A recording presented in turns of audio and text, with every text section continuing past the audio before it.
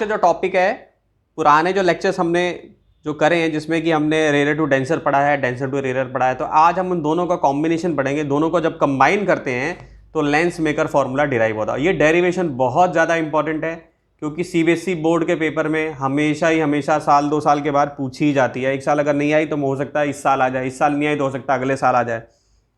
तो ये डेरिवेशन बहुत इंपॉर्टेंट है जिसका कि फाइनल जो रिजल्ट आता है वो इस तरीके से आता है आपका 1/f इक्वल टू μ-1 और 1/r1 माइनस 1/r2। ठीक है। एनसीईआरटी में जो डेरिवेशन दी है थोड़ी बच्चों को वो कंफ्यूजिंग लगती है, तो मैं उस तरीके से नहीं करवाता हूँ जिस तरीके से मैंने ये डेंसर रेयर करवाया था ना, ये डेंसर रेयर करवाया था मैंने। ठीक है, डेरिवेशन में तो एक केस मैंने कराया है रेयर से डेंसर वाला, ये केस है डेंसर से रेयर वाला।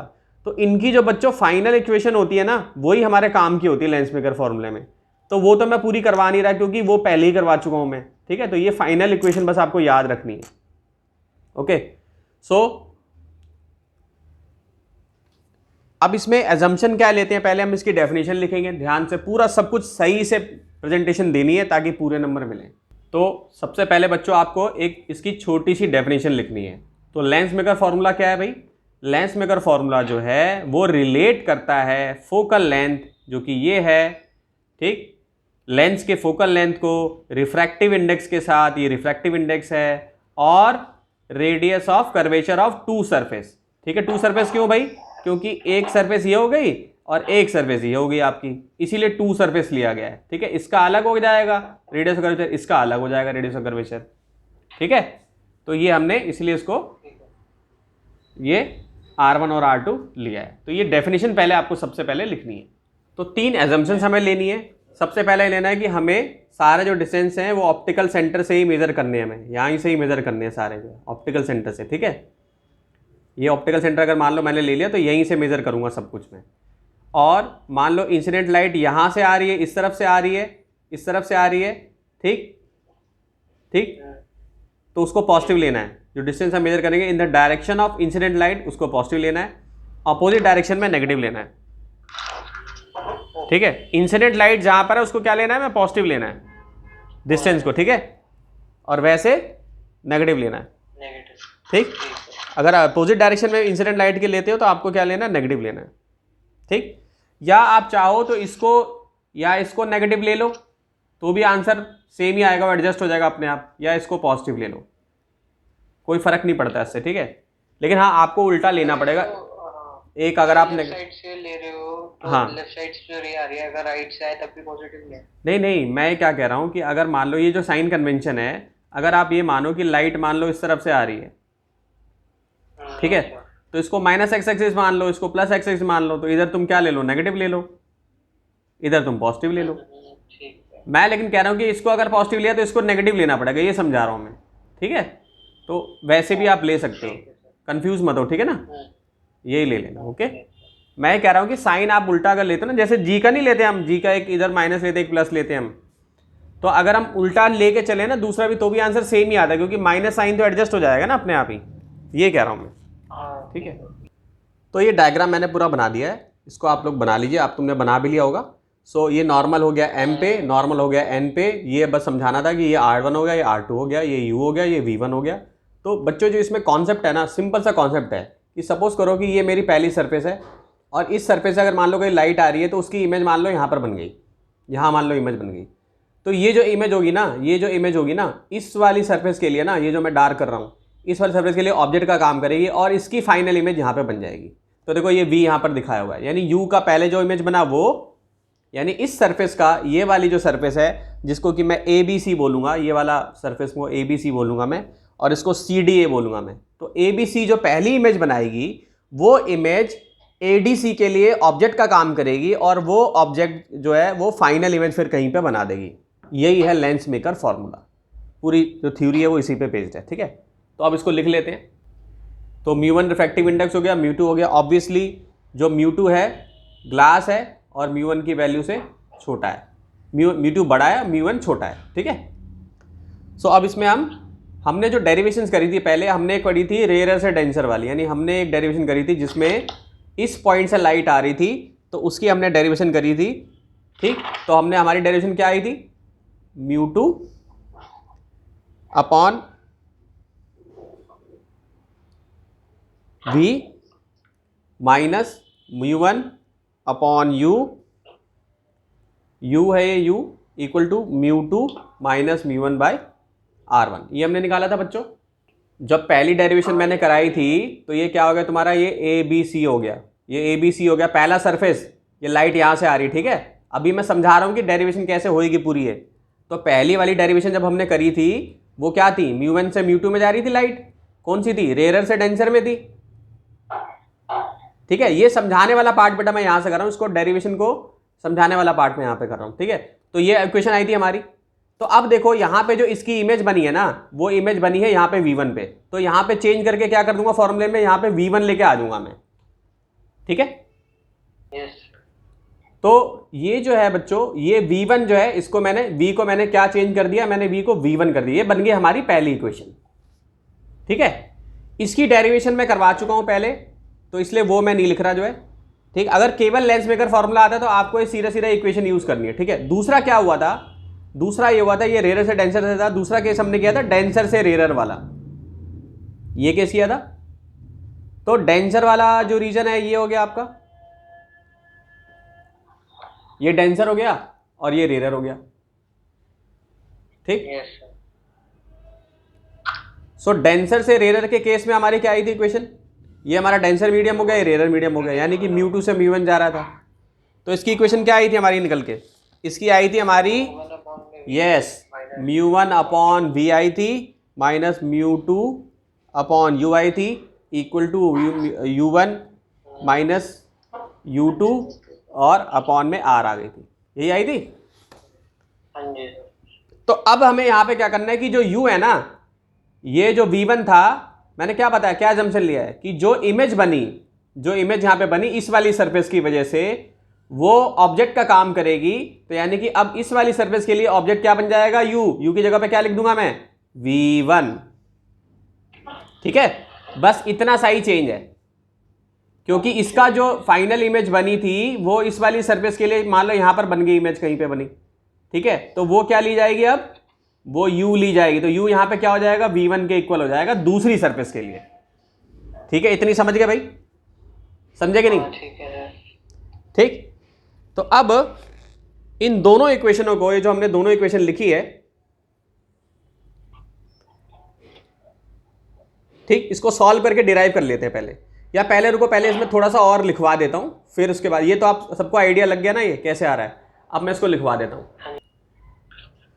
तो ये हमने समझ लिया था कि क्यों भाई v1 यूज किया गया यहाँ पे, ठीक, v1 क्यों यूज किया गया और फिर इस v1 को यहाँ पे क्यों रखा गया। तो पहली जो हमारी इक्वेशन थी, सबसे पहली वाली u2 बाई v थी माइनस v1 बाई u थी, लेकिन हमने इस डेरिवेशन में v की जगह पे क्या रिप्लेस किया है, v1 रिप्लेस किया है, ठीक है। और u की जगह पे क्या रिप्लेस किया है, v1 रिप्लेस किया है हमने, क्योंकि ये जो इमेज बनाएगा, इस डायग्राम में आप देख रहे हैं, ये o जो इमेज बनाएगा वो यहाँ बनाएगा, तो मैंने v को यहाँ पे क्या ले लिया, v1 ले लिया। अब ये v1 जो है एक्चुअली में u है, किसके लिए, इस वाली सरफेस के लिए बच्चों, ठीक है। ये जो सरफेस है इस वाली सरफेस के लिए u का काम करेगा ये, और फाइनल इमेज आपकी यहाँ v पे बन जाएगी, ठीक है। तो इसीलिए हमने इसको यहाँ पे v1 रिप्रेजेंट किया हुआ है, ठीक। अब इसको मैंने यहाँ पे समझाया है कि for refraction at surface ABC we can write the relation between the object distance u1, image distance v1 and radius of curvature r1, ठीक है। जो मैंने यहाँ समझाया वही मैंने यहाँ पे ये लिख दिया है, ठीक है। सो ये कर्वेचर हो गया, ये पहली इक्वेशन हो गई हमारी। फिर सेकंड इक्वेशन हमारी क्या होगी, जो सेकंड इक्वेशन होगी वो ये हो जाएगी, ठीक है सर। ठीक है।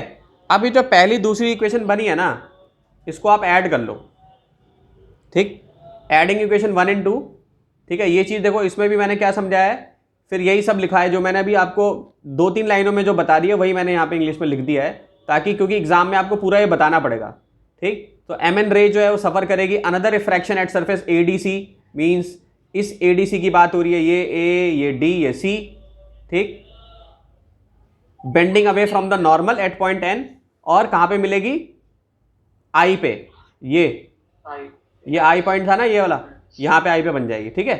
सो ठीक है। which is the final image of O formed by the lens for refraction at second surface I1 act as a virtual object place in the medium of refractive index μ2 and I is the real image found in the medium of refractive index μ1। ठीक है, तो ये हमने इसको लिख दिया।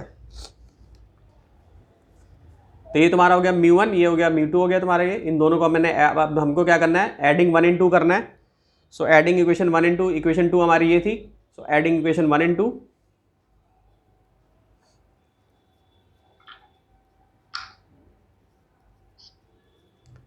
दोनों को ऐड कर लेंगे तो ये क्या हो जाएगा, फिर दोनों को ऐड करोगे तो इस तरह से इक्वेशन बनेगी।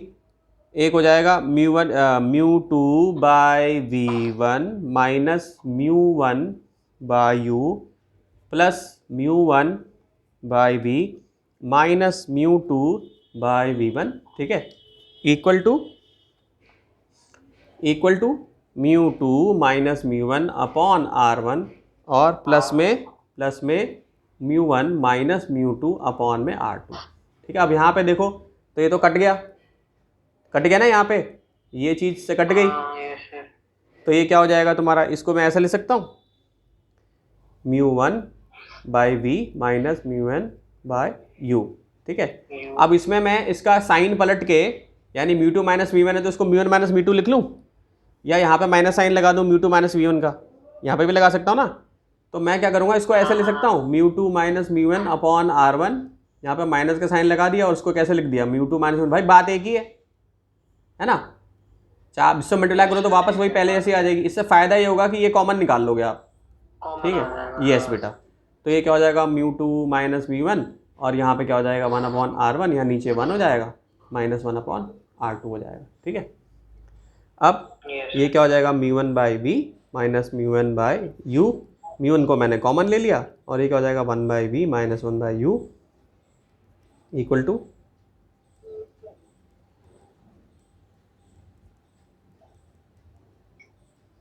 तो क्या बन जाएगा 1 upon v minus 1 upon u equal to μ2 minus μ1 upon μn upon r1 minus 1 upon r2 हो जाएगा। ठीक, तो अब देखो ये फॉर्मूला तुम लोग 10th क्लास में पढ़ चुके हो। 1 by v minus 1 by u किसके इक्वल होता था, 1 अपॉन एफ के इक्वल होता था, फोकल लेंथ के होता था ना। तो इसको यहाँ पे लिख दूंगा मैं, ये हो जाएगा 1 अपॉन एफ, ये बन गया मेरा फॉर्मूला, हो गया डिराइव्ड लेंस मेकर फॉर्मूला।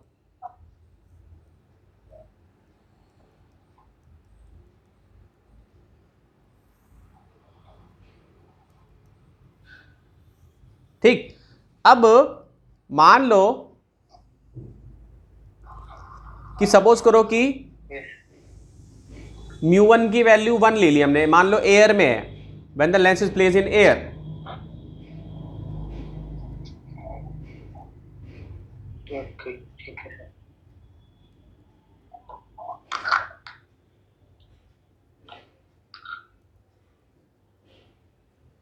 ठीक है, when the lens placed in air, तो μ1 की वैल्यू क्या हो जाएगी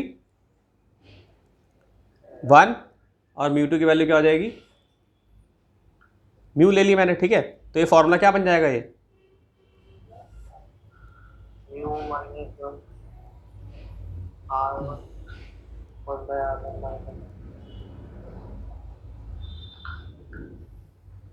ये हो जाएगा। ठीक है, तो ये आपका डिराइव हो गया। ये जो होता है ना, इसको थिन लेंस बोलते हैं, इसको थिन लेंस फॉर्मूला बोलते हैं। ये थिन लेंस हो गया।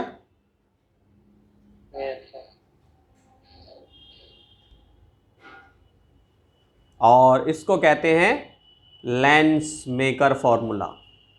बहुत ही ज़्यादा इंपॉर्टेंट है, ये बहुत ही ज़्यादा इंपॉर्टेंट है। इसको कहते हैं लेंस मेकर फॉर्मूला। ठीक है, इसको लिख लीजिए सब लोग। तो ये देखो बच्चों, ये डेरिवेशंस आई है, सीबीएसई बोर्ड का क्वेश्चन है ये सीबीएसई बोर्ड के आए हुए पुराने क्वेश्चन है। मैं तो कुछ ही दिखा रहा हूँ। जैसे 2011 में देखो क्या पूछा गया, lens maker formula using this expression. अब मैंने जो समझाया उसमें μ2 लिया है, तो उसको μ2 को n2 भी मान लो तो कोई दिक्कत नहीं है, n2 भी बोल सकते हो, μ2 भी बोल सकते हो। फिर से देखो यहाँ पर क्या आया, पूछा हुआ है ऑब्टेन लेंस मेकर फॉर्मूला। आधा न्यूमेरिकल पूछा है, तो न्यूमेरिकल तो मैं अभी कराऊंगा, और आधा फिर तुम्हें डेरिवेशन पूछी हुई है। फिर से यहाँ पे देखो क्या पूछा, लेंस मेकर फॉर्मूला। तो बहुत ज़्यादा इंपॉर्टेंट है ये लेंस मेकर फॉर्मूला, क्योंकि इससे रिलेटेड बहुत बार क्वेश्चन पूछे जाते हैं। मतलब अगर आप 10 साल का पेपर उठा के देखोगे तो आपको हमेशा इससे रिलेटेड क्वेश्चन मिलेंगे। या तो आधा पार्ट आएगा, आधा पार्ट जैसे कि आधा पार्ट डिराइव करने के लिए आएगा, वो भी मैं करवा चुका हूँ पहले। जैसे आधा पार्ट जो था, जैसे ये मैंने तुमको कराया था, देखो यहाँ पे, ठीक है। जब केवल डायग्राम बनाने के लिए आते हैं तो न्यूमेरिकल्स हो गए। मैंने आधा पार्ट वाला भी कराया कि जब केवल आपको डायग्राम क्रिएट करने के लिए आएगा, मतलब आपको केवल डायग्राम से केवल ये डिराइव करने के लिए आएगा, केवल ये डेरिवेशन आ जाएगी, डेंसर से रेयर वाली या रेयर से डेंसर वाली, ठीक है। तो इसलिए इसको डेरिवेशन को ढंग से करना है, समझना है अच्छे से, बिल्कुल इसको सारा कुछ। जैसे 5 नंबर में अगर आएगा ये डेंस मेकर फॉर्मूला 5 नंबर में आएगा तो पूरा लिखना है आपको, जितना मैक्सिमम लिख सकते हो आप इसमें अच्छे से, बिल्कुल एजम्पशन, डायग्राम, ठीक है। ये रफ वर्क है, इसमें मैंने समझाने की कोशिश करी, ठीक है, कि कैसे आया ये। बाकी ये सारा आपको लिखना है, ये सारा आपको लिखना है, ठीक। और फिर लास्ट में हमें डिराइव करके दिखा देना है। अगर आप केवल इक्वेशन लिखोगे तो आपको फिर जैसे 5 है ना, तो 3 साढ़े 3 नंबर ही मिलेंगे, 1.5 नंबर जो है वो टीचर काट लेगा जो है, ठीक है। चलो ठीक है बच्चों।